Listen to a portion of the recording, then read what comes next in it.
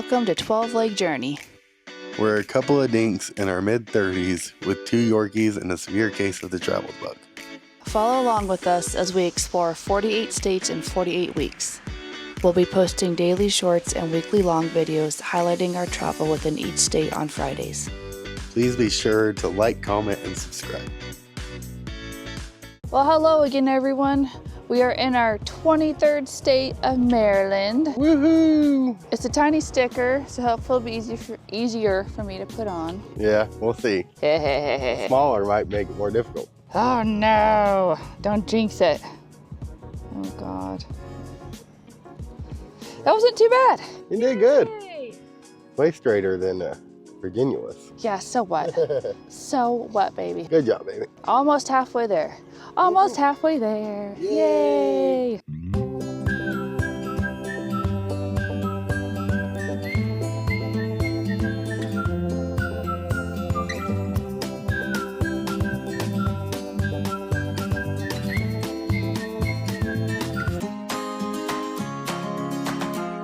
We're here at the Oxon farm in Maryland. Amber had to get out and run to the bathroom for an emergency break, so let's go find her. You're a pretty girl. Huh? You're a pretty girl. You're a pretty girl. You look a little preggers. Go find where Amber went. Started down the trail to the bathroom and then she called again because she done forgot her tampon. So to walk all the way back to the car. Apparently it's a bit of a hike to the bathroom. Well, we found the person desirous of their tampon. Made me walk all the way back to the car for it. He's so sweet. I know. Thank you, baby. You're welcome. The buildings on this property are clues to the lives of the people who lived here over the past 2 centuries. 16 buildings stand on the main part of the property. They all say something about who lived here, the crops they grew, and the animals they raised. Mount Welby era, 1800 to 1840s. The 3 oldest buildings at Oxon Cove Park date from the early 1800s. Dr. Samuel Debutes and Mary Welby Debutes and their children lived on the farm and called their home Mount Welby in honor of Mary's family. St. Elizabeth's era, 1890s to 1960s. 5 buildings survived from the days when St. Elizabeth's Hospital owned and ran the farm.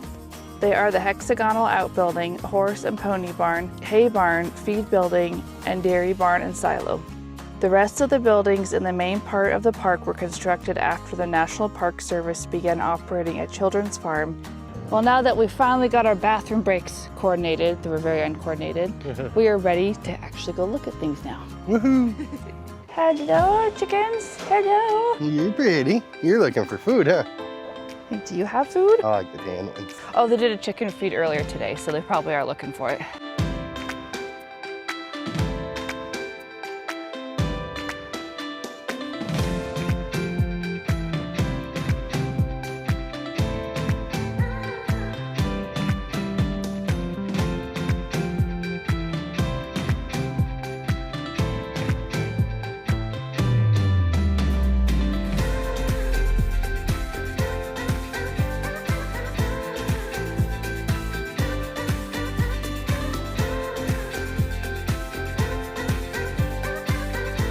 You gonna build us a root cellar like that, baby?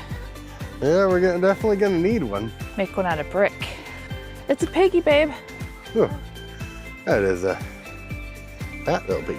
Hello, Mr. Piggy. What you doing? I think it might be a Miss Pig. Hello, Miss Pig. What you doing? Like, whatever. Like, you don't know who I am. Stubby little legs. It's pretty cute. I would be annoyed by that too. Right? I get it. Right? If you brought her food, she'd probably like you. Probably. Is that a baby horse? Probably. A donkey? I don't know. It's gotta be expensive to keep all these animals fed. And they're actually well fed, you can tell.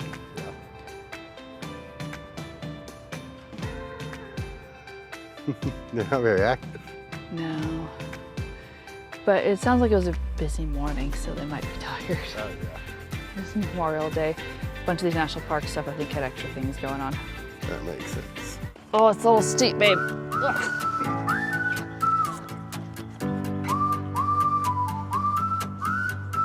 The back door's usually closed for business. Oh, baby.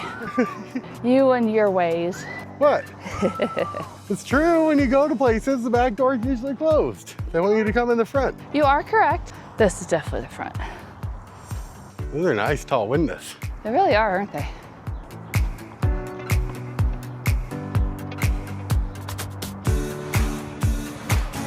It's locked. Closed. That's okay. Let's look in the windows. Can you see anything through the window? You have to look up here with the camera because they've got mesh right there if you look up there. It's double pane. Oh, is it? Oh no. Yeah. It's got a protector over the... Oh no. I like the white brick with the green shutters. That is pretty cool. And they're huge windows. Look how tall they are. Yeah, they're pretty large. Way taller than I am. Oh, it looks like they have a whole bunch of the mud hornet nests up there. Oh, you're right. Yeah. Yeah, there's a hornet flying around. All right. Bye-bye, Mr. Hornet. There's a goat in there too. Oh, they have a La Mancha. What's a La Mancha? Notice how it doesn't have any ears? Is that what's going on? Yeah, see its head? I don't know if you're gonna be able to see it on camera, Probably not. but the one without ears is a La Mancha. How interesting. I didn't know that was the thing. Showmanship. They ask you all sorts of questions about what are the main breeds of goats. Really? And the acronym was No Salt. No salt? Nubian, Oberhausley, Saanen, Alpine, La Mancha, and Toggenburg. I think. The last one I might be wrong about. Hey, I'm surprised you remember that many though. It's been several years since you've done it. I'm gonna have to go look it back up. It's been a couple decades, hasn't it? Yeah. Hello, little goat. Hello. Oh, he's got an itch.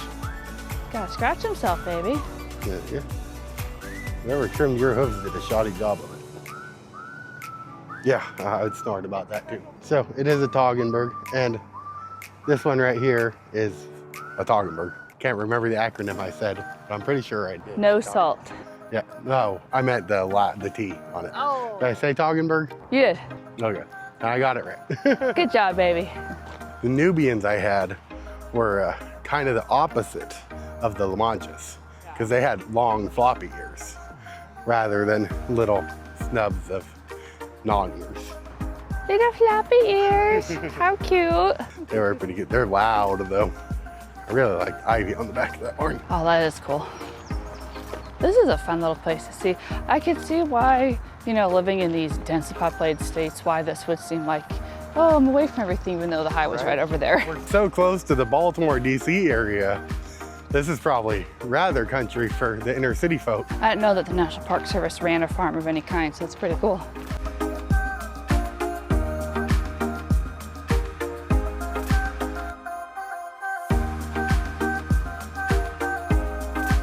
Well, hello there, ladies. Is it about time for you to get milked? Hi, sweetheart. Is that what we're at right now? Or no, I don't see any udders. They were all outside earlier when I came up to see you. They might have decided it was too hot. Another old style milking stand. Oh, okay. Oh, are they all inside? None of them are outside now? Yeah, they were just had the 3. All just had the 3, okay. But look at all this area they get to wander around in. Yeah, it's a pretty decent sized pasture actually. It's a cute little farm. It was a cute little farm. It was a good find. It was. Why don't you just jump, baby? You can climb all the way up. Just jump and grab the first rail. Well, that was a pretty fun little stop. I'd never been to an actual farm that the National Park Service ran. Yeah, no, it's pretty cool. I wonder if they have others. I don't know, but this one is, if you look outside, you can like hear the freeway and see it. So it's right. Interesting. The freeway is legitimately right there. It was still a pretty cool stop. Didn't expect that in the middle of Maryland next to DC. Mom and Dad had to go explore without him. Oh no. Because they aren't allowed on the farm. Oh, but look how tough he is. Toughy Wuffy's in there. Daddy, Frankie. You're gonna rescue the little monsters. Rescue the poor little boys. The abandoned little boys. Oh, there they are. There's 2 of them. Hi, Frankie. Oh, I love you. I miss you. Hi, Frankie. Did Mommy abandon you? I didn't abandon them. Dad would never. Whatever, liar. Mom made me.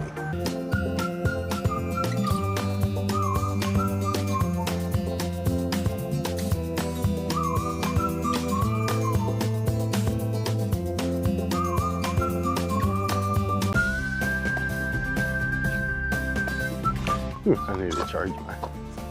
Her battery is low. Hello, Casey. They've been sitting for too long. So we're here at Mallows Bay. It's supposed to be a boat graveyard. As you can see, there's one behind me. So fortunately, we can fly the drone. So Kyle's gonna fly the drone to get closer up view of all these cool shipwrecks. You're looking at some of the approximately 200 shipwrecks of the Ghost Fleet of the Potomac. Located in Mallows Bay near the Maryland town of Nanjemoy, the Ghost Fleet is the largest and most varied collection of historic shipwrecks in the Western Hemisphere, spanning over 3 centuries of American shipbuilding. Most of the ships in the Ghost Fleet date back to World War I.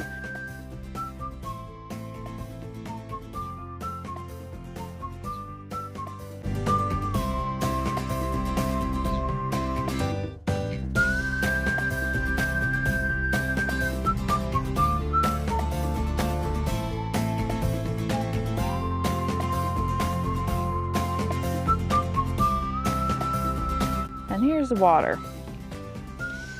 It's pretty murky, but I could go down the ladder.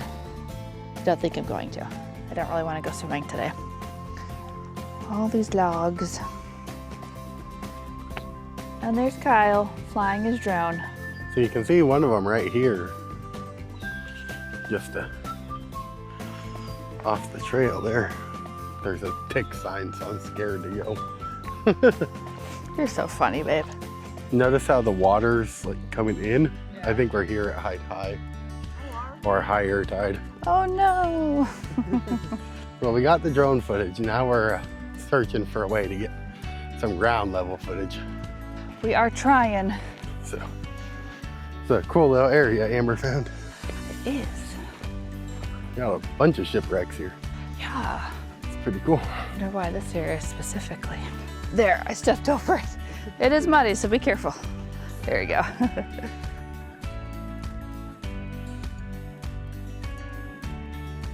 Maybe we can send Amber out to... What? No, no, no. We can't send Amber out. It's wet. That's what you're for. No. No wild wrecks. Whew. Careful there, Turbo. I almost died. I had the camera rolling. I wonder if I caught that. I hope you did. Tripping all over myself there. Oh, we can get a lot closer than I thought. Cool. Ooh, that is tick-infested area. Okay, well, just be careful and we'll search you for ticks. Oh, baby. Wow, don't get too excited. Look at that, wood and metal. Yeah, that's really cool. Outer hull looks like it was wood.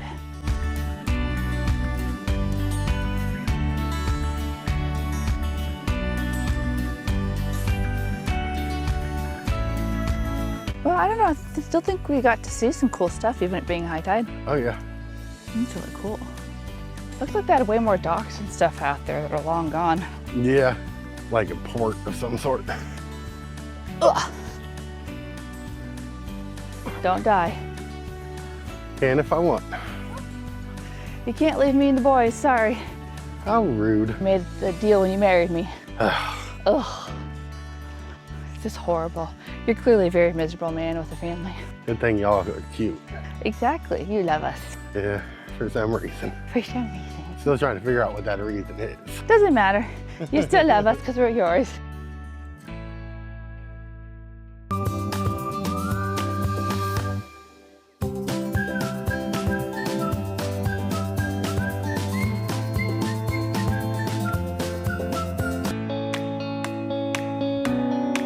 So we're at, I think it's Catoctin I don't know.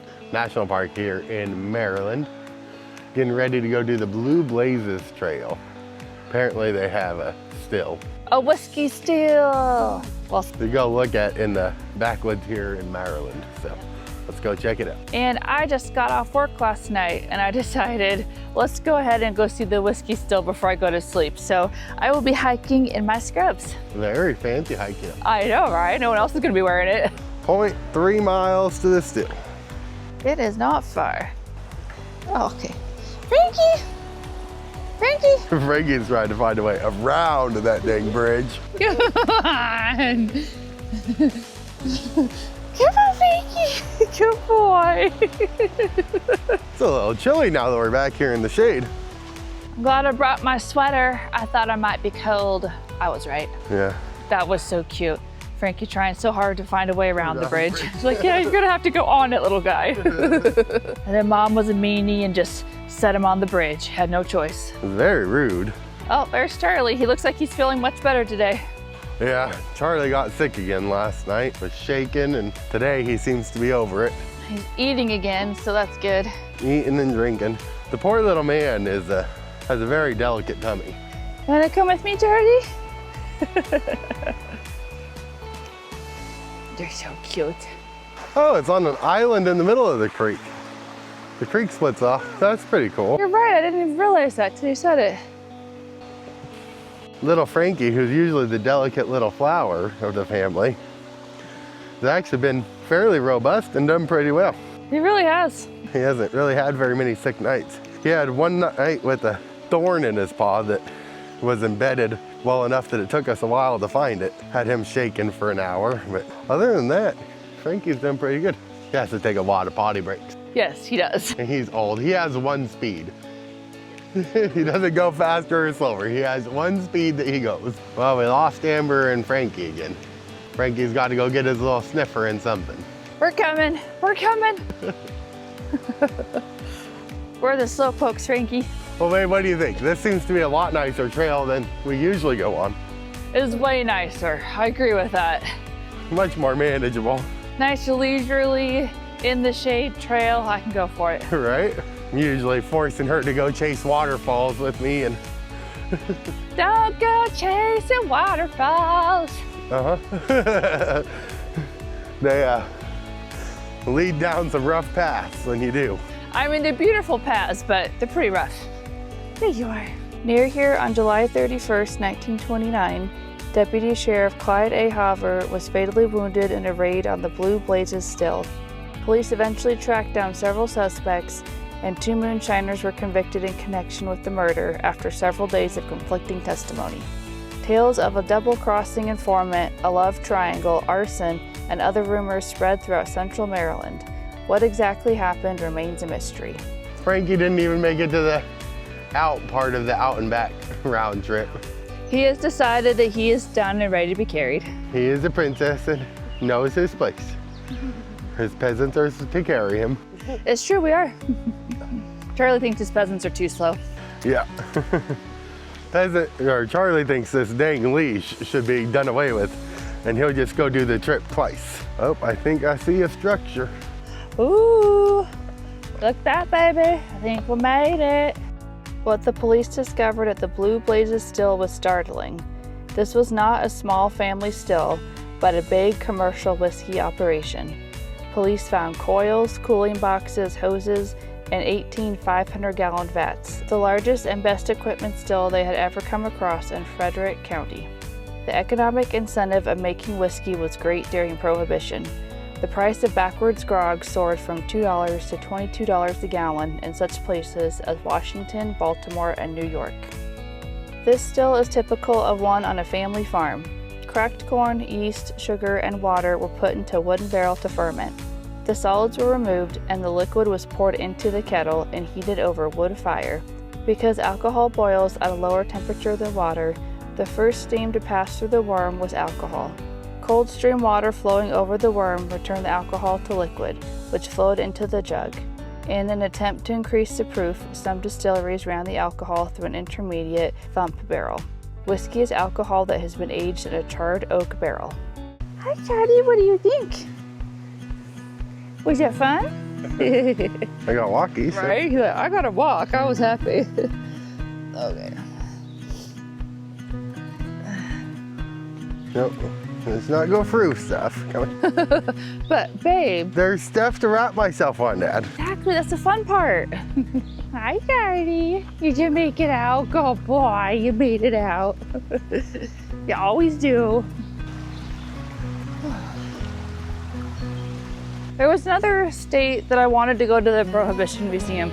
Was it in Savannah? That was in Georgia. That was in Georgia. So at least we got to see something Prohibition related. Oh, you're going fast again. Oh, Charlie, is life exciting again for you? Cut Mom off. Well, you know how he is. Charlie decided he's done with his walk too. He needed extra special attention from Dad today. Yeah. It's the only reason he ever stops. Not that he actually wants to be carried, he just wants the attention. Oh, Mom. That's true. Don't call him on his shit. Love you, Charlie. Well, babe, this is the first for our trip. What? We made it through the hike without getting back to the truck all. Oh, it's ready. Not everyone came to see you. It's okay, Charlie. Which one are you picking, baby? Well, we saw this. I don't think we saw that. Yeah, I don't think we did, but it's the coolest of the magnets. I know, I like that too, but I like that that's also realistic. Right? I like the cabin. Okay, let's go for the cabin this time, baby. All right. Okay. So we asked the park ranger how to say it, and Amber is going to pronounce it for you. Catoctin. Yeah. Catoctin Mountain Park. We were way off. We had no idea. It's a cute little park. And we also made the realization that it is Memorial Day weekend, and that's why it's so crowded here. With this trip, we never know what day of the week or year or month it is, so, but they were talking about Memorial Day weekend in the visitor center. It was like, oh yeah.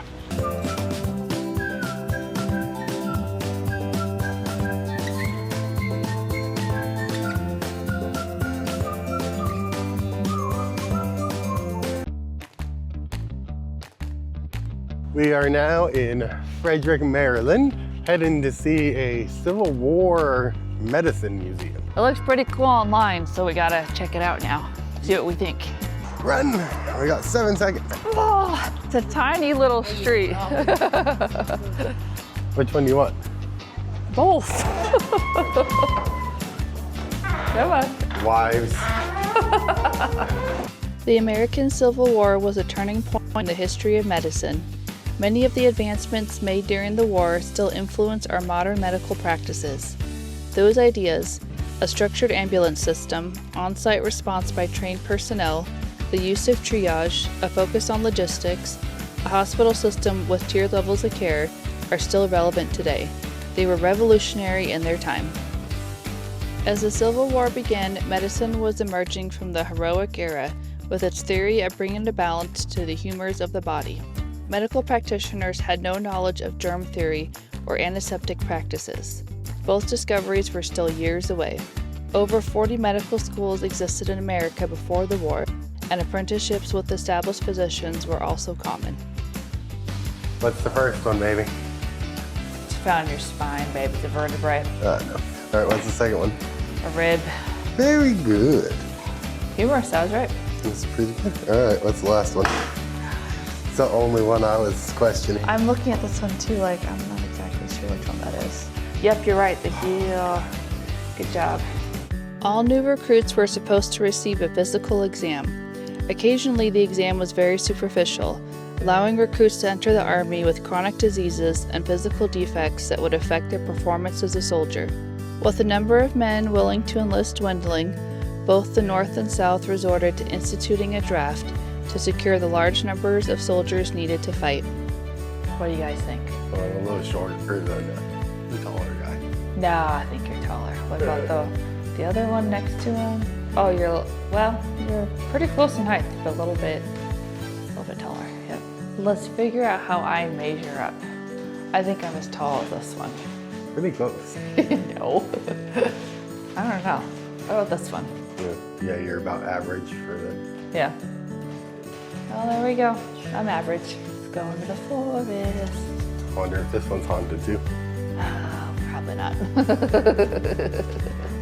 Oh, you fucker. It is. I didn't think you'd actually do that. I didn't think you'd actually do it this time. Oh, you scared me. Or something so noisy. Welcome to the most dangerous place in the Civil War. New recruits were sent to large camps to learn how to become soldiers. The first enemy they faced was disease. Healthy recruits became victims of illnesses that were easily spread due to the large number of people in the camps and often unsanitary conditions and the poor diet of the soldiers. Childhood diseases such as measles could devastate regiments, and many men succumbed to diarrhea and dysentery. Of the over 700,000 soldiers who died during the Civil War, 2/3 died not of bullets and bayonets, but of disease.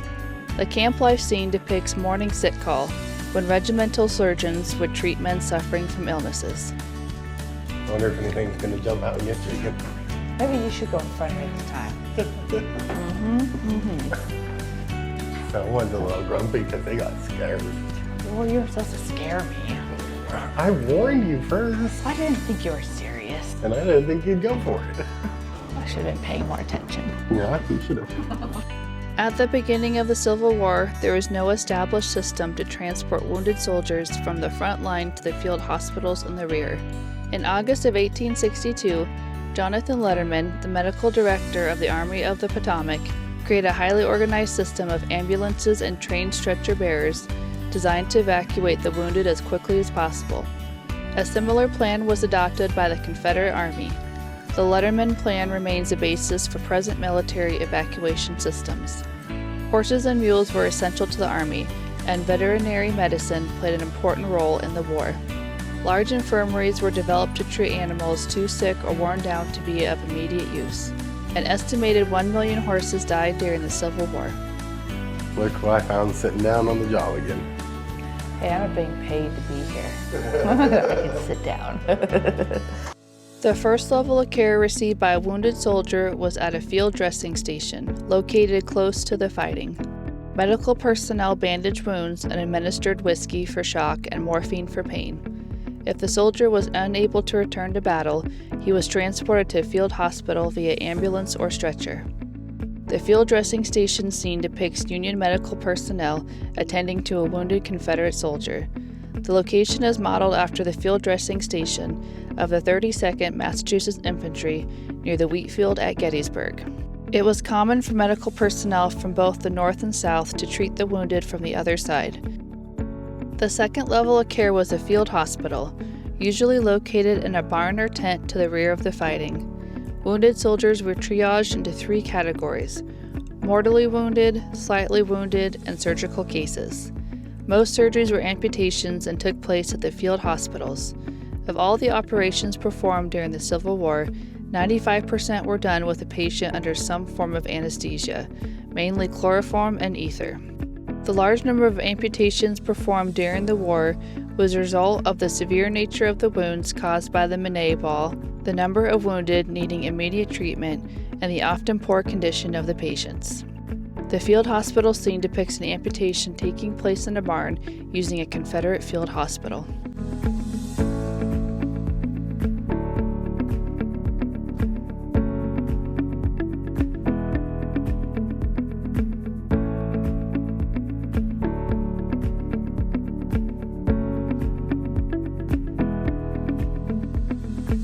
See the combination and crutch and stuff over there? Oh, look at that. We can use those in today's world. Yeah, we actually could. That would be a really good idea. Yeah. I don't know why we don't use this. I don't know. Prior to the war, any system of hospitalization was virtually unknown. With the large number of wounded and sick needing long-term care, a network of general hospitals was created in cities in both the North and the South, the birth of modern hospitals. At first, existing buildings were used for hospitals, but soon large pavilion-style hospitals were constructed that were clean, well-ventilated, and highly efficient. Surgeons, hospital stewards, male nurses, female nurses, matrons, laundresses, and volunteers from civilian associations all contributed to the care of the sick and the wounded. The quality of care that the patients received improved dramatically after the opening months of the war, and the general hospitals had an 8% mortality rate for all patients. The Pavilion Hospital scene depicts the Hammond Hospital in Point Lookout, St. Mary's County, Maryland. The last exhibit area depicts a variety of subjects relating to Civil War medicine. including an apothecary wagon, dental care during the Civil War, the issues of death and embalming, the hospitals of Frederick after the Battle of Antietam, and a look at military medicine in the past, present, and future. Many of the exhibit cases change periodically. You ready? I'm ready, Freddie. All right.